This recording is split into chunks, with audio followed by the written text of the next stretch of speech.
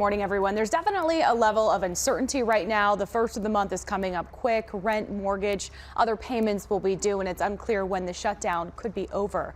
The Harvest Compassion Center is a food bank that has locations in Phoenix and Maryvale. The executive director tells me it's seeing an increase in federal workers come in, but ever since the COVID-19 pandemic, the HCC has been serving more and more people each month. In fact, in September, it served more than 2,000 families. That's the highest September numbers in 16 years. Now, one of the big issues is people are employed, but they're just not making enough money to cover their increase in bills and also support their families.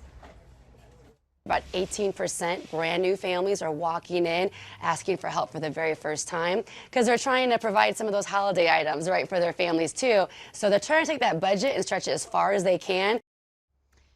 Yeah, and this is getting to be really the busy season for food banks. From now till January through the holidays is when they see a lot of people come in for help. Something else we're watching closely that could impact food banks. Millions of Americans could lose access to food stamps in November if the shutdown continues. About 42 million people rely on SNAP benefits, and the USDA says SNAP has $6 billion in a fund for November. However, SNAP benefits in November are expected to total around $8 billion. So again, that is if the shutdown continues, it could be impacted. I already did reach out to officials here in Arizona about those SNAP benefits to see how this could impact you and other Arizonans. We'll certainly keep you posted with those updates. All right, Whitney.